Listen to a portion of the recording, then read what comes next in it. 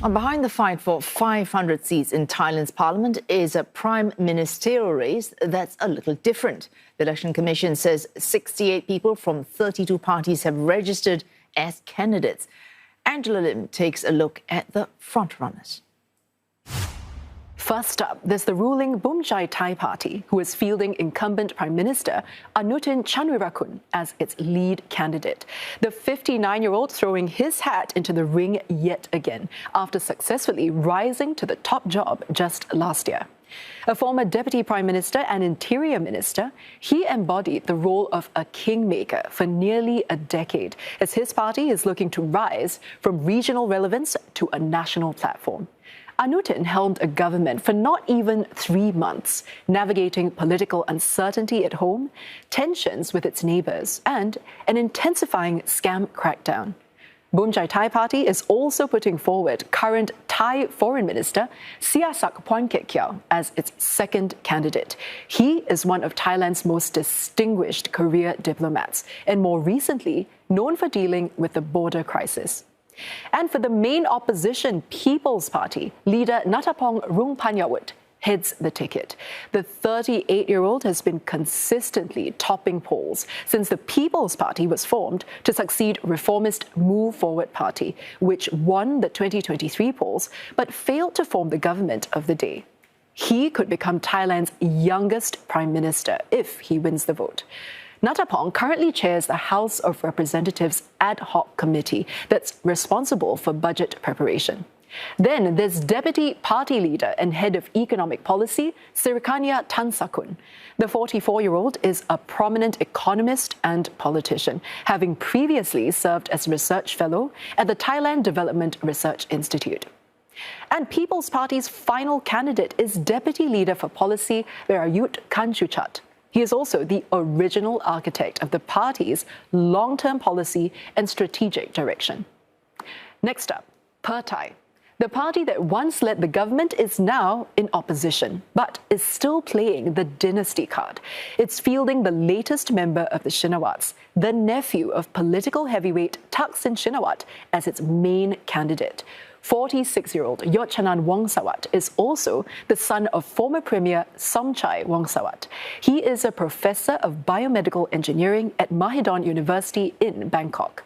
Now, Pheu Thai is also putting forth its leader, Julapan Amonwiwat, who is a former Deputy Finance Minister under the recent Seta Tawisin and Paetongtarn administrations.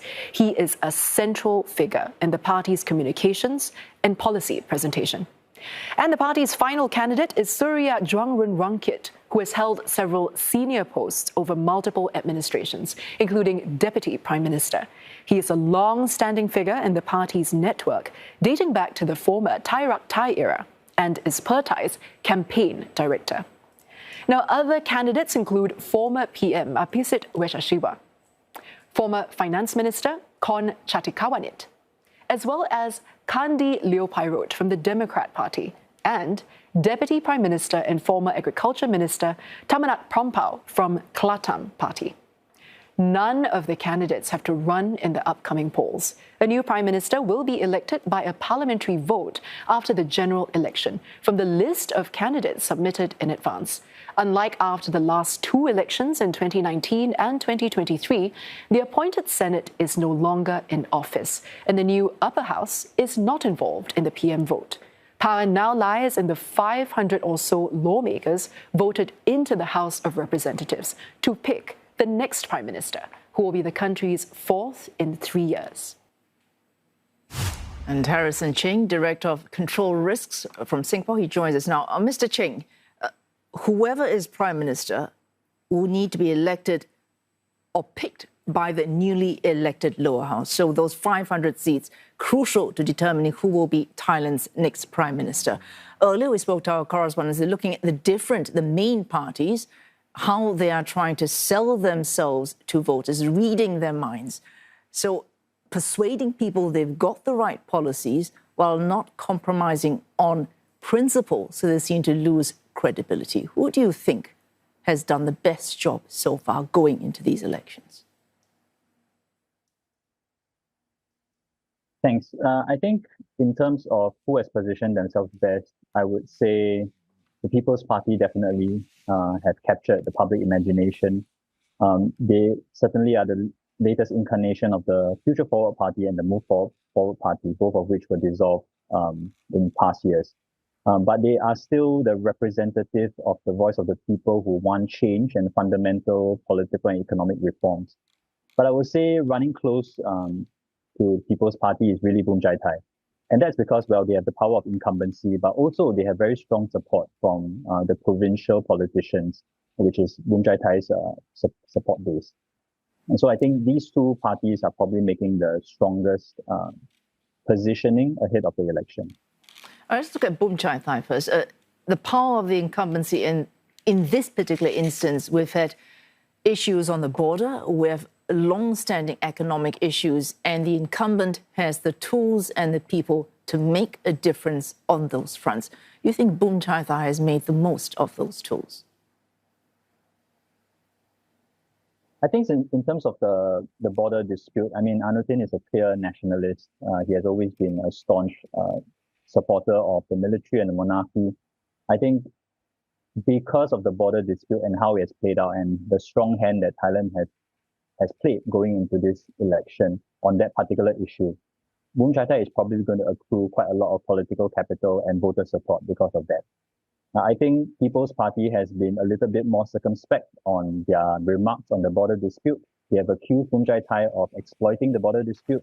But at the same time, they are also accruing some negative backlash because of previous remarks that they have made about the military. And so I think in the past few days, we've seen People's Party sort of walk back some of those remarks about the military. But I think it's a little bit too late for that.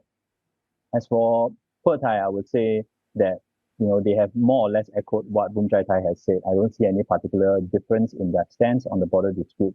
So I think it will be Bhumjai Thai who has the advantage and the initiative on that particular issue. And People's Party, formerly Move Forward Party, is well aware that if it displeases a central institution in Thailand, and that would be the military, they might have difficulties forming government, putting their candidate in for prime minister. So this walk back, it's a necessary step. It's pragmatic.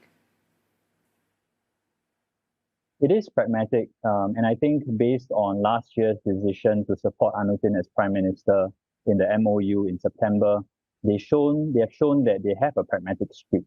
However, I think they are somewhat split within the party in terms of how pragmatic they want to be, because they also know that there's a price to pay to show that pragmatism. I would say that if they showed themselves to be capable of compromise with the conservative parties such as Bhumjai Thai, United Thai Nation, Palang Pracharat, they would essentially be moving closer to the Pheu Thai model. And I would say that a lot of Pheu Thai supporters were rather disenchanted when Pheu Thai joined up with Bhumjai Thai to form the government back in 2023. And so I think People's Party is trying to feel its way through what exactly it stands for, whether it's willing to stand by its principles and reap the benefits of that, or start to play the game of compromise. A cynical reading of Thai elections, and I'm not saying this is necessarily correct, but that whoever wins at the vote, we've had Move Forward Party do very well in the past, may not translate that into actual power in government. But you would say that with a large enough win, that would force enough concessions. So it would suggest that winning at the ballot box might make a difference to winning in government. Final question. Yes, I think People's Party knows that the only way they are going to have a chance of forming the next government is really to win a sufficient majority or close to a simple majority. So I think Natapong has talked about winning 200 and 200, close to 250 seats. I think when he's thinking about that number, he's looking back at how actually Thaksin's parties over, from 2001 to 2011 managed to form those strong simple majority governments on their own and withstand the kind of pressure that are coming from state institutions as well as from the military. Of course, we have seen how Future Forward and Move Forward have been thwarted. So I think importantly, we also don't want to underestimate the appetite of the military and state institutions to potentially resist the formation of a People's Party government.